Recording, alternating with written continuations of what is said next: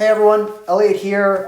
Today we're going to be reviewing futures and option contracts. I'm going to go ahead and get started. Let me know if you have questions in the comments, but here we go. So first, to explain options, we need to start with something called a future. So I'm going to write this word down, a future. And what is a future? Well, there's two parties. There's me and there's also this party, Alice. Alice is a trader, right? And we're talking about an asset. Let's call it Ethereum. Ethereum is a crypto asset that you can go buy on different exchanges. And so what we want to do is we want to create a system. So I'm actually going to draw a graph here where the price today is $500. And so what me and Alice are going to do is Alice thinks that the price is going to go up.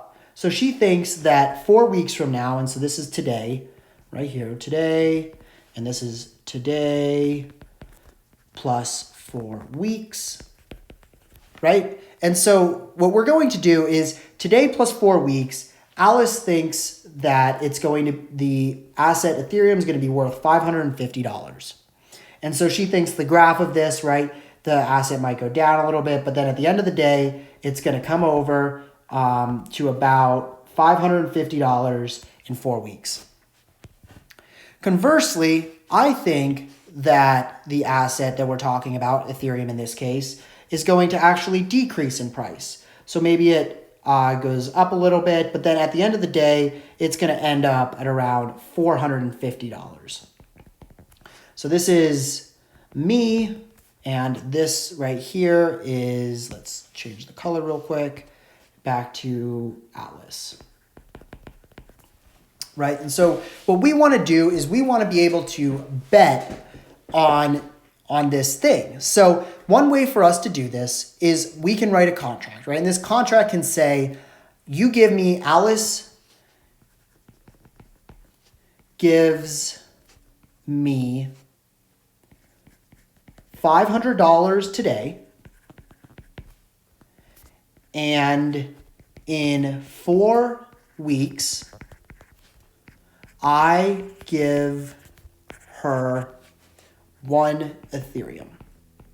We both like this, right? Because she thinks that the price is going to go up. And so if she's correct and the price goes up to 550, right? She can take that asset. And so she's already spent 500, right? She gave me 500. And then now that she spent 500, she can go sell the Ethereum at the going market rate of 550 and net $50. On the other hand, I think that it's going to go down to 450. So she gave me 500. I will buy 1 Ethereum at 450, and I net $50, right? This is Alice. This is me. So we both want to do this trade, right? From the today time, we both think that we're going to make out with money. At the 4 week point, when it actually comes up, if it goes to 550, Alice nets $50. On the other hand, if it goes to 450, I net $50. In the 450 case, Alice loses money. In the 550 case, I lose money. So we're making a bet, essentially.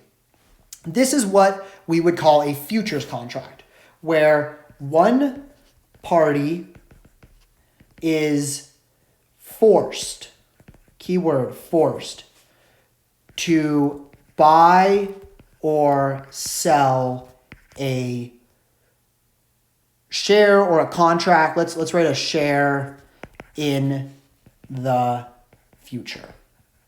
Right? This is what we would call a future contract. Now, let's say that we want to go a little bit further from this. And so maybe I want to, so maybe I think it's going to go, like I said here, right? I think it's going to go down, but I'm not that sure. So in this case, let's talk about an example where I have the option to buy or to sell her a share in the future. So let's write that down. I want the, option to sell 1 Ethereum in the future for $500. So Alice here is like, okay, well, why would I do that? I'm a rational player. And if the price goes down and she pays me $500 for it, she could have bought it cheaper. So why would she do this? So what I'm going to do is I'm going to put something in it for her. I'm going to say, you know what? I'm going to pay you $10 for the option to sell 1 Ethereum in the future, right? So now let's consider the scenarios that the outcomes or outcome scenarios that happen if we play this out. So let's say that in the future, the price of Ethereum, right, goes up. So it goes to $550. Oops.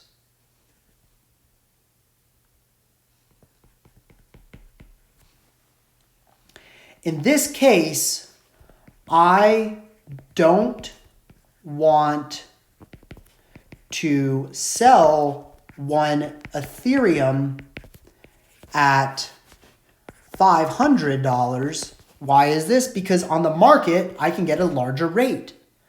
So in this case, Alice nets the $10 that I paid for the option, and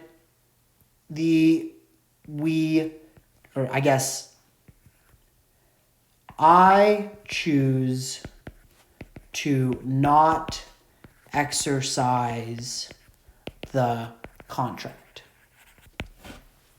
Now let's consider the inverse scenario. The price of Ethereum goes down to $450. Well, in this case, I do want to sell 1 Ethereum for $500 because this price is greater than the market value. In such, I paid Alice for the option to do this. And so she is willing and is forced by the contractually obliged to sell it to buy 1 Ethereum for $500. In this case, I would net $40 because I paid $450 for the Ethereum and $10 for the option. I'll put some dollar signs on there for you. For the option to sell at $500, right? So this is just an overview of what this option and futures trading means. In this case, I make $40 net and Alice loses $40. And in this case, I lose $40 and Alice nets 10. So that's it. That's the brief overview. Thanks for joining me today. Tune in next time.